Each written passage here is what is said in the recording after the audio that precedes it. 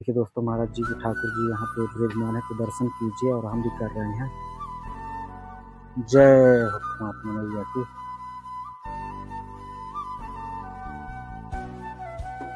और इसके बाद अपना नेम संजम मनाते हैं और इसके बावजूद आप 10 मिनट 5 मिनट के लिए भगवान की धूप बत्ती लगाकर और आप भजन करिए 5 मिनट और इसके बाद अपने कार्य में लग जाइए।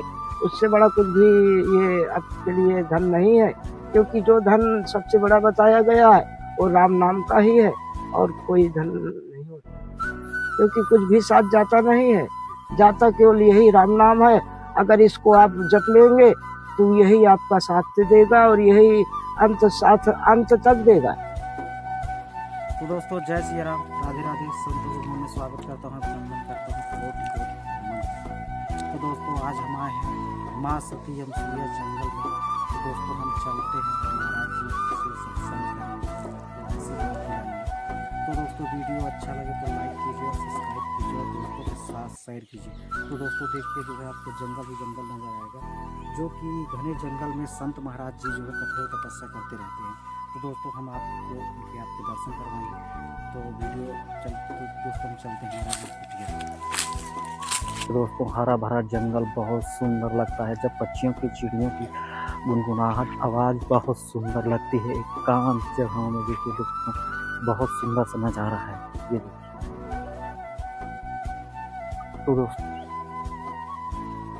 तो दोस्तों हम बता दें कि अभी हम माँ मंदाकिनी मैया के दर्शन करवाएंगे और माँ मंदाकिनी गंगा जी के उस पार संत महात्मा कुटिया जी की है।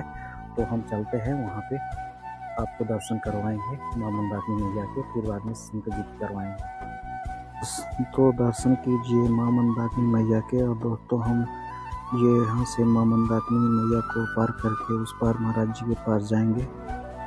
तो दोस्तों, हम चलते हैं और दर्शन कीजिए। तो चलिए, ये रास्ता है।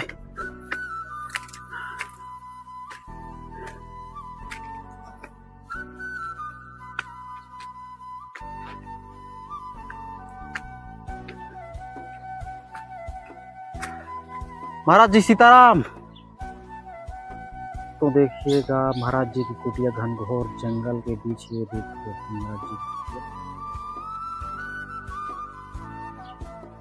महाराज जी सीताराम। ये देखिए दोस्तों, देखो ये सत्यम सिंह जी का जो मार्ग है, हाँ, इस सत्यम सिंह जी के बारे में कुछ बताएंगे कि कब से है, मतलब ऋषि मुनि थे यहाँ पे, उन्होंने 260 वर्ष की समाधि लगा दी और 260 वर्ष बहुत दिन होते हैं और ऐसे कठोर तपस्या वो किए यहाँ पे कि ऐसे साधना आज तक कभी कोई भी यूनि में और कोई भी जीव नहीं कर सका।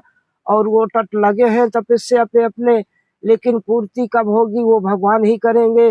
लेकिन जो अत्रि ऋषि भजन किए वो खुद नारायण थे और उन्होंने ब्रह्मा विष्णु को स्वयं यहाँ पुनः बालक भी बनाए और 6-6 महीने के लिए पालने भिजवा दिए है। तो जो अत्रि ऋषि के तप थे उनके तप कुछ अलग ही थे और उनकी समाधियां जो थी वो पहले का युग भी जो था वो सब सत्य का था, आज भी वही युग है। लेकिन इंसान जो समझ रहा है कि उल्टा युग है, उल्टा नहीं, युग चारों है, क्योंकि ये भी ब्रह्मा जी के पुत्र हैं चारों, इनको भी ब्रह्मा जी ने बनाया है चारों युगों को, तो अपने अपने समय पे राज्य कर रहे हैं। तो ऐसा नहीं है, अत्रि ऋषि अनसुईया जब तक किए यहाँ पे भारी अकाल पड़ा था, यहाँ पे कोई जल का समर्थन नहीं था, यहाँ पानी नहीं था और जीवो चींटी साधु संत अपने निर्वाह वक्त से जीवन को काटते थे और यहाँ कोई अन्य जीव भी उस तरह इंसान भी नहीं आता था पहले। आज तो भारी मेला चल रहा है, लेकिन पहले यहाँ जंगल ही भारी था। तो जब अत्रि ऋषि तपस्या कर रहे थे तो माँ अनसुईया आई वहां से, अपने पूर्वज जो माता अनसुईया को बताया जाता है कि ये करदम ऋषि की बेटी है और माता इनके नाम देहूती माता नाम था माता का, और मन और शत्रुपा ये जो थे नानी नाना थे, तो इनकी ये पुत्री थी। और कपिल मुनि उनके भाई थे अनसुईया जी के, एक ही पुत्र भाई था उनके। तो उन्होंने उन्होंने सोचा कि मैं अपने से ही स्वयंवर ढूंढूंगा। तो जब यहाँ चित्रकूट आई अनसुईया ने तो उनको ऐसा आभास हुआ कि यहाँ अत्रि ऋषि अनसुईया आश्रम पे कहीं भजन करते हैं, वहाँ मैं अपनी अभिलाषा लेके जाऊंगी तो वहाँ मेरे पूर्ण होंगे। तो फिर माँ अनसुईया यहाँ पे आई तो अत्रि ऋषि अपने समाधि लगाने जा रहे थे, तो देखे तो जैसे गुफा में अपने घुसने जा रहे थे तो माँ अनसुईया ने आवाज लगाई कि स्वामी ठहरो। तो उन्होंने रुके और पीछे को देखे तो बोले कि आप कौन है देवी? बोले हम आपके पत्नी है, अर्धांगिनी है, हम तुम्हारे पति, तुम हमारी हुए। बोले ऐसा नहीं हो सकता, आज तक हम ऐसा देखे नहीं, ना ऐसा हुआ है, और हम लोग समाधि लगाने जा रहे हैं अपनी, और पुनः अगर ऐसा तुम कह रही हो तो हम 260 वर्ष की समाधि लगाने जा रहे हैं। पुनः इसके पश्चात आप इसी तरह हमको, अगर हमारे समाधि जगने के बावजूद भी रहोगी तो हो सकता है कि अपनी पत्नी हम तुम्हें स्वीकार कर सकते हैं। जी। तो जैसे अत्रि ऋषि ने 260 वर्ष की समाधि लगा ली, तो माँ अनसुईया ने देखा कि मेरे पति तो समाधि लगा दिए और जाने कब इनके नेत्र खुलेंगे और मैं ऐसे करूंगी क्या। तो उन्होंने भी एक पैर से खड़े हो गए 160 वर्ष के लिए, उन्होंने भी प्रण कर लिया और खड़े हो गए। तो अत्रि ऋषि के जैसे ही समाधि 260 वर्ष पूरे हुए तो नेत्र खुले, तो उनकी पानी की अभिलाषा हुई, भारी प्यास लगी। बोले माँ अनसुईया पानी लाओ। तो जैसे ही बोले तो माता ने अपना कमंडल लिया और बोले स्वामी यहाँ जल तो कहीं दिखता ही नहीं है, लेकिन आप फिर भी जल की याचना किया है तो मैं आपको जल ढूंढ के ही लाऊंगी और जल आपको पिलाऊंगी, नहीं तो मेरा सत्य कहाँ पे रहेगा। तो उन्होंने लेके कमंडल अपना चला, तो हर जगह ढूंढते ढूंढते कहीं जब जल नहीं मिला तो उन्होंने जल को और अपनी ऐसी अनिष्ठा कर ली कि मुझे या तो जल मिले या तो मेरे प्राण चले जाए। उन्होंने ऐसी समाधि लगा के और भजन करने लगे। तो यहीं सामने ठीक पर्वत में नर्मदा जी भी बैठी भजन कर रही थी, तो उनके ऊपर एक नजर पड़ी माँ अनसुईया की।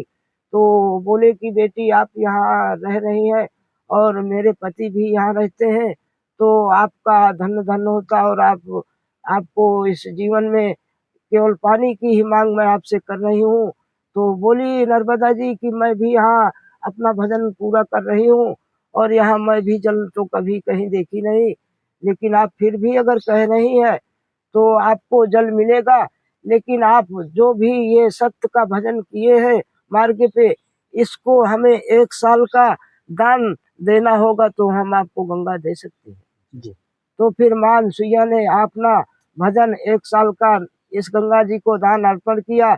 तो फिर एक गंगा जी वहां से निकल पड़े, कई हजार धारा, और आज भी उसी तरह गंगा माँ बह रही है और वही प्रकट है, और आज भी और पहले भी। जी।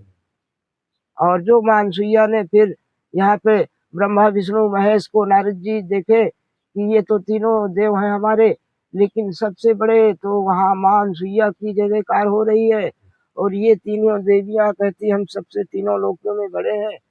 तो नारद जी देखने आए तो देख कर गए माँ अनसुईया के सब कुछ जैसे, तो वहाँ बताने लगे कि आप तो उनके समक्ष कुछ भी नहीं है, मैं उनके अभी पुनः दर्शन करके आ रहा हूँ माता जी, आप उनके समक्ष कुछ भी नहीं है। तो बोले कि हमें तुम नारद जी बहका रहे हो। बोले ये सत्य है, अगर सत्य नहीं है तो आप खुद चल के परीक्षा ले सकते हैं। तो बोले कि शंकर जी जब आए तो पार्वती जी बोली कि ऐसा ऐसा हमको नारद जी बतलाए, क्या ये सत्य है? तो बोले शंकर जी कि हाँ ये सत्य तो है ही है, क्योंकि जगत में माँ अनसुईया सबसे श्रेष्ठ है। तो उन्होंने, और वो भी बोले कि हमारा भी उनके सामने मस्तक झुक जाता है। तो उन्होंने बोले कि ऐसा क्यों होता है, अगर ऐसा ही है तो उनकी परीक्षा लेने जाओ। तो बोले कि आपको अगर पता नहीं है तो आप खुद ही परीक्षा करवा सकती हैं। तो तीनों देवियों ने संगठन बनाया और कामदेव को बुलवाया, और कामदेव को बुलवा के माता अनसुईया के समक्ष भेजा कि आप अत्रि ऋषि का रूप धर के आप जाइए और वहाँ पे सत्य दिखाइए माता जी का। तो वैसे उत्तराखंड के लिए तपस्या करने चले गए थे अत्रि ऋषि, और माँ अनसुईया अकेले ही आश्रम में थी। तो अत्रि ऋषि कह के गए थे कोई भी संत और कोई भी देवता आए तो उसको आदर पूर्वक उनकी सेवा करना। तो तीनों देव आए, ब्रह्मा विष्णु महेश साधु रूप में, तो अलग जगाए माता जी के आश्रम में। तो माता जी बाहर आई, देखी कि 3-3 साधु आए हुए हैं, और ये भोजन मांग रहे हैं, तो इनको मैं भोजन खिला सकूं, तो उनको थार में जैसे लेके आई माँ मेवा मिष्ठान अपना जो भी, तो तीनों साधुओं ने बोला कि हम ऐसा भोजन नहीं करते और चौका के बाहर हम कभी भोजन करते नहीं। अगर पुनः भोजन तुम्हें कराना है तो हम चौका के अंदर करते, जो भी तुम है हमको निर्वस्त्र होकर भोजन कराइए, अन्यथा हम भोजन नहीं करते। जी तो बोले कि आप कैसे साधु हैं कि किसी दूसरे के सामने किसी दूसरे की औरत निर्वस्त्र कैसे हो सकती है। जी तो बोले अगर ऐसा नहीं करना है तो हम अन्यथा हम तुम्हारे दरवाजे से भूखे ही चले जाएंगे। जी तो माँ अनसुईया ने सोचा कि ये बड़ी अपरमंजस में बात पड़ गई और ये तीनों कौन हो सकते हैं। तो जैसे ही अंदर अपने गए और पति की चरणों पर ध्यान लगाए, तो वहां से आकाशवाणी हुई कि माँ वो अनसुईया घबराओ मत, वो तीनों लोक के स्वामी आए हुए हैं और जैसा भी कहे वैसा उनको भोजन कराइए। जी और मेरे कमंडल का जल का छींटा आप मारेंगे तो वो 6-6 महीने के बालक बन जाएंगे और आप जैसा चाहेंगे वैसा करेंगे। जी तो फिर उसी जल का कमंडल का छींटा मारा और बुला के बैठाया, तो तीनों 6-6 महीने के बालक बन गए और पालने में तीनों को झुला दिया। 6-6 महीने के तीनों को बना के माता अनसुईया जी ने डाल दिया पालना और झूल रहे तीन देव बन करके लालना। तो इस तरह की कहानियां माता अनसुईया जी की है। और अभी तो ये बहुत बड़ी कथा है, लेकिन यहीं पर हम समापन करेंगे। जी बोलो माता अनसुईया की जय। की कहानियां हैं और ये अजय अमर कहानी है, ये कभी न मिट सकती हैं और न मिटी हैं। ठीक है फिर महाराज जी, सभी भक्तों को आप आशीर्वाद दीजिए। ओम ठीक, सीताराम। से सीताराम। दोस्तों देखिए जो है बड़े बड़े पेड़ पौधे लगे हुए हैं और दोस्तों ये खतरनाक जंगल है, यहाँ पे जो है जानवर आते ही रहते हैं। ये देखिए दोस्तों,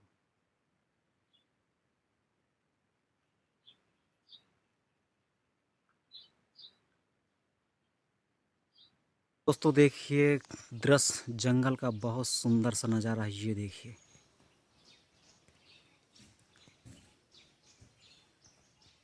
एकदम सुनसान लगता है। ये देखिए